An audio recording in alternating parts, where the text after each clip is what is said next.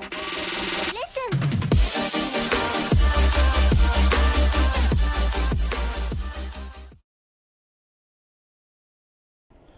အားလုံးပဲမင်္ဂလာပါအခုကျွန်တော်ပြောပြမှာတော့ order of operations တွေအကြောင်းပါเนาะကျွန်တော်အပေါင်းအသင်းမြောက်ဆိုင်မှာဘယ်သူကအရေးကြီးလဲပဲရင် execute လုပ်ခံရလဲပေါ့เนาะဥပမာကျွန်တော်ဒီပုံလေးကိုကြည့်လိုက်မယ်ဆိုရင်ကျွန်တော် highest ဒီ parentheses ဒီလက်သေးခွင်းပါเนาะကျွန်တော်လက်သေးခွင်းတွေရဲ့အထဲမှာရှိတဲ့သင်္ချာ equation တွေဒီအရင်ဆုံ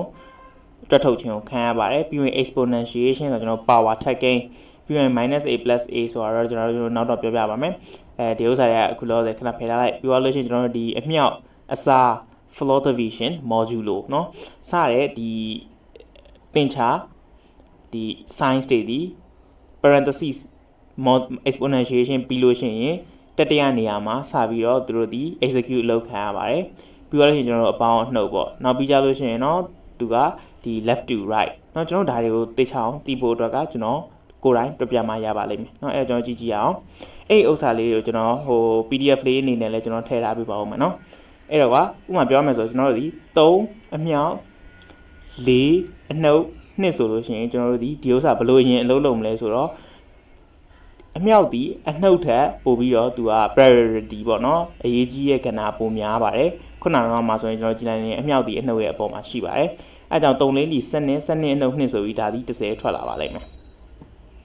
နော်ဒါပေမဲ့ကျွန်တော်တို့ဒီထိတ်ဆုံးမှာကျွန်တော်ခုန chart ကြည့်လိုက်ရင်ထိတ်ဆုံးမှာဒီနော်ကျွန်တော်ဒါကြည့်လိုက်ထိတ်ဆုံးမှာဒီကျွန်တော် parentheses ဖြစ်နေပါတယ်parentheses ဆိုတော့ကျွန်တော်တို့ခွင်းစာခွင်းပိတ်ကိုကျွန်တော်တို့အခု4နှုတ်2ထဲကိုထည့်လိုက်မယ်ဆိုလို့ရှိရင်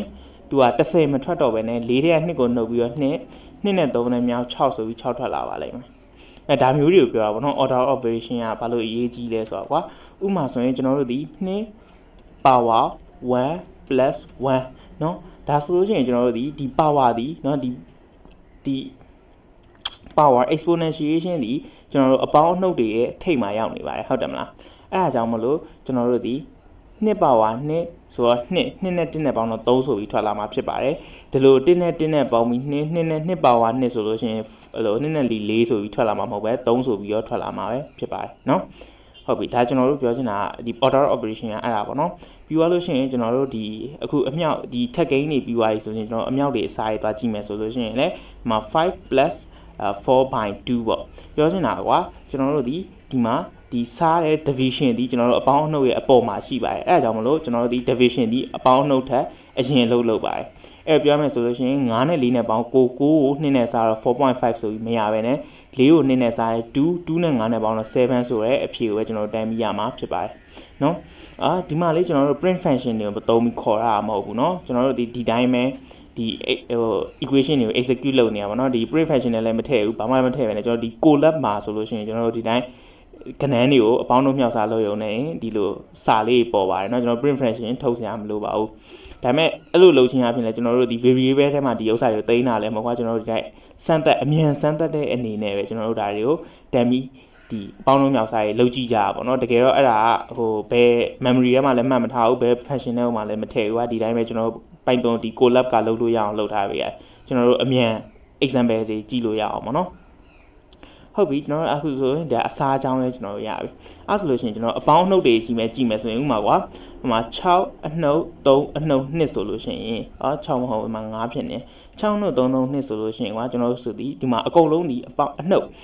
ုတ်နဲ့အပေါင်းဒီသူကတနေရာထဲမှာပဲရှိရဲအဲဒါကြောင့်မလို့သူဒီ left to right သွားမယ်ကျွန်တော်အရင်ဆုံး6ထဲက3နှုတ်တယ်6ထဲက3နှုတ်တော့3နှုတ်2ဆိုတော့1ထွက်လာမယ်နော်အဲဒီလိုအနောက်ကနေ3ထဲကနေ2ကိုနှုတ်တော့1ဆိုပြီးတော့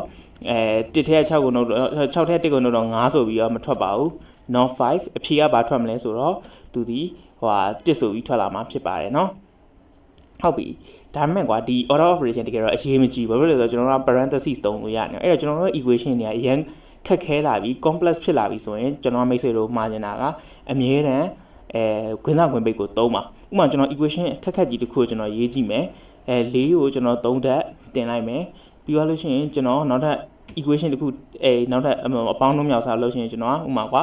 4 - 1เนาะပြီးရင်ကျွန်တော်အဲ့ဒါကိုလည်းထပ်ကိန်းတင်မယ်4ဓာတ်တင်မယ်ပြီးမှရင်အဲ့အထဲမှာကျွန်တော်ထွက်လာပြီးတော့ကျွန်တော်3/2ပေါ့ကျွန်တော်ရဲ့ equation ရဲ့ဒီလိုရှုပ်နေပါလိမ့်မယ်ဘယ်လိုပဲဖြစ်ပါဒီ equation ကိုကျွန်တော်ဖတ်လိုက်တာ ਨੇ ဒီဥစ္စာလေးဒီအရင်လုံးမယ်ဒါလေးဒီလုံးမယ်ပြီးရင်ဒီအထဲကဟာလေးဒီလုံးမယ် နော်၄နှုတ်တစ်ဒီအလုပ်လုပ်မယ်ပြီးရင်၄နှုတ်တစ်ကိုကျွန်တော်က၄ထက်တင်မယ်ပြီးတော့လို့ရှိရင်အပေါင်းနှုတ်တွေပဲဖြစ်တဲ့အတွက်ဒီဥစ္စာလေးကိုကျွန်တော်တို့နောက်ထပ်ခွန်းဆောင်ဝင်လေးခံလိုက်လို့ရှိရင်ဒီဥစ္စာလေးဒီအလုပ်လုပ်မယ်ပြီးတော့မှအဲ့တစ်ခုလုံးကြီးထဲမှာဒါလေးဒီနှုတ်မယ်နော်ကျွန်တော်ကြည့်လိုက်ကြရင်ရှင်းနေရပဲကျွန်တော် equation ပြန်ဖတ်လို့လဲလွယ်ပြီးရင်ကျွန်တော်ကိုယ်တိုင်လည်းဘယ် equation မှာဘယ်ကောင်အရင်အလုပ်လုပ်မယ်ဆိုတော့ကျွန်တော်တန်းတွေ့ရတယ်နော်ကျွန်တော်ဒါကိုကြည့်လိုက်မယ်ဆို91.5ဆိုတဲ့အဖြေကိုရမှာဖြစ်ပါတယ်ဒါကျွန်တော်ကခက်မှန်းထားပြီးသားဘာလို့လဲဒီ equation ကကျွန်တော်ရဲ့စာအုပ်ထဲမှာတွက်ထားပြီးသားရှိနေတယ်ကွာ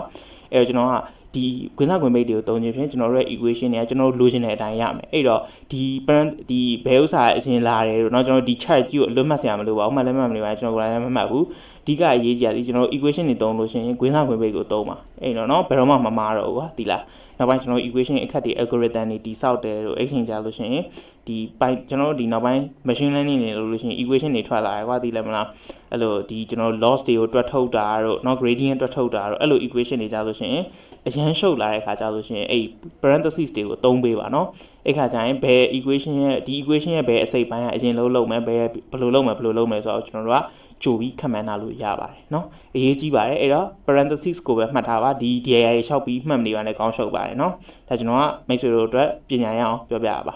ဟုတ်ပြီဒါဆိုလို့ရှိရင်ကျွန်တော်တို့နောက်ထပ် lesson တစ်ခုကိုသွားအောင်